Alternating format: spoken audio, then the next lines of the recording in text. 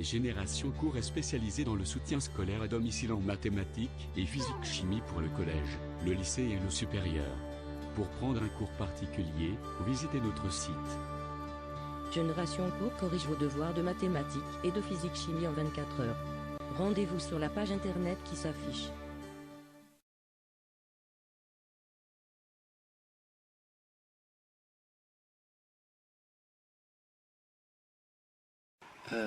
Pour déterminer U0, on utilise l'algorithme en remplaçant n par 0. Donc, petit 1, calculons U0. Donc, n égale 0.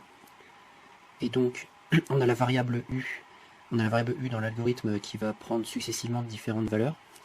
Donc on fait la première étape de l'algorithme. On peut écrire grand U est égal 0 moins 5, qui va donc être égal à moins 5. Ensuite, dans la deuxième partie de l'algorithme, U va être égal à U carré, en quelque sorte. Et donc ça va nous donner moins 5 au carré, qui va être égal à 25.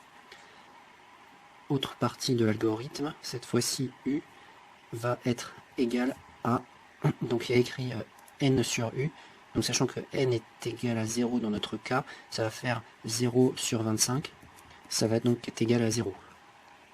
Donc la dernière valeur de l'algorithme qu'on obtient c'est 0, enfin c'est la dernière étape de l'algorithme, et donc U0 va donc être égal à 0. Donc ensuite on va calculer, donc calculons U1. Donc cette fois-ci, on prend n égale 1. Donc première étape de l'algorithme, U, la variable U que l'on voit dans l'algorithme, va donc être égale à 1 moins 5, qui va donc être égal à moins 4. Ensuite, U va être égal à U au carré, qui va donc être égal à moins 4, c'est-à-dire la valeur précédente de U qu'on a obtenue au carré, qui va nous donner 16. Ensuite, dernière étape de l'algorithme, U égale donc n, c'est-à-dire 1, sur la dernière valeur de U qu'on a obtenue à l'étape précédente, c'est-à-dire 16, c'est-à-dire 1 sur 16. Donc du coup, U1, le terme de rang 1 de l'algorithme, va être égal à 1 sur 16. On nous demande maintenant de calculer U2. Donc juste une petite remarque, c'est peut-être pas bien d'écrire en fait ici U égale, c'est juste mieux de faire les étapes successives jusqu'à la dernière étape de l'algorithme. Parce que si on écrit U égale U carré, il y a un petit problème parce que U en termes de mathématiques doit uniquement être égal à une seule valeur. Or là, à cause de l'algorithme, on change, puisque c'est une variable U, on change de valeur à chaque étape de l'algorithme. Donc moi j'écrirais plutôt comme ça, chaque étape successivement, sans mettre la variable en question, puisque mathématiquement c'est pas tellement valable, d'un point de vue de l'algorithme ce serait valable. Donc n égale 2 maintenant, on fait donc la première étape de l'algorithme, c'est-à-dire n moins 5, c'est-à-dire 2 moins 5, qui va être égal à moins 3. Ensuite, deuxième étape de l'algorithme, on met la variable u au carré, c'est-à-dire que ça va donner moins 3 au carré, qui va donner 9. Ensuite, dernière valeur de l'algorithme, dernière partie de l'algorithme, on dit qu'il faut faire n sur u. Donc u, c'est la dernière valeur qu'on a obtenue, 9, donc ça nous donne 2 sur 9. Et voilà, on ne peut pas simplifier cette fraction. Donc u2 égale 2 sur 9. Ensuite, on va calculer u3. Donc n égale 3. Première étape de l'algorithme, on fait n-5, c'est-à-dire que ça va donner 3 moins 5, qui va donc être égal à moins 2. Ensuite, on fait donc u au carré, comme c'est indiqué sur l'algorithme, ça va nous donner moins 2 au carré, qui va donner 4. Ensuite, on fait n sur u, avec u la dernière valeur de u connue dans l'algorithme, c'est-à-dire 4 qu'on vient juste de calculer, et donc ça va nous donner n, c'est-à-dire 3 sur 4. 3 sur 4, 3 quarts, qui est égal à 0,75. Donc U3 est égal à 3/4.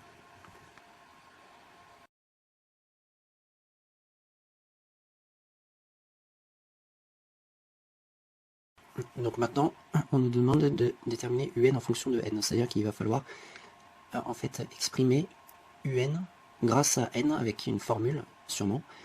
On va essayer de faire. Donc en fait, il s'agit de faire la même chose que ce qu'on a fait avec 0, 1, 2 et 3, sauf que maintenant, on va plus mettre 0, 1, 2 et 3, on va juste laisser n et on va voir à quoi est-ce qu'on va arriver. Donc on va faire cet algorithme avec, donc, on prend un n quelconque qui appartient à l'ensemble des antinaturels grand N, et on va le passer dans l'algorithme. Donc première étape de l'algorithme, on fait n moins 5. Voilà, on ne peut pas calculer plus que ça, donc on le laisse comme ça. Deuxième étape de l'algorithme, donc la variable u va prendre la valeur u carré, donc ça va nous donner n moins 5 au carré. Donc si on veut, on peut éventuellement développer, c'est une identité remarquable, ça va nous donner n carré moins 2 fois 5 fois n plus 5 au carré, qui va donc être égal à n carré moins 10n plus 25.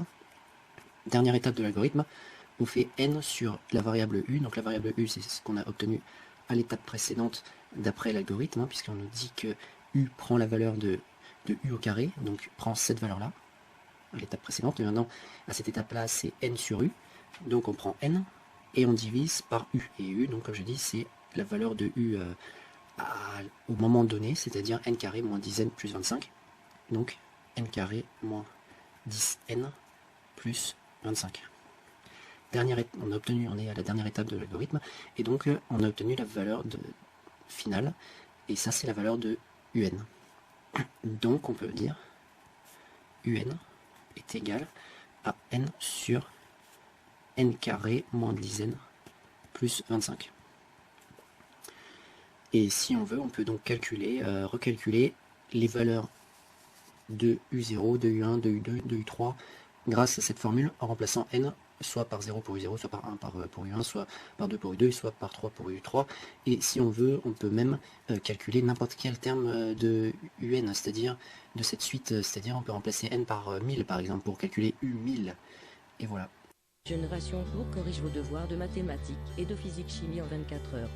Rendez-vous sur la page internet qui s'affiche. Génération Cours est spécialisée dans le soutien scolaire à domicile en mathématiques et physique-chimie pour le collège, le lycée et le supérieur. Pour prendre un cours particulier, visitez notre site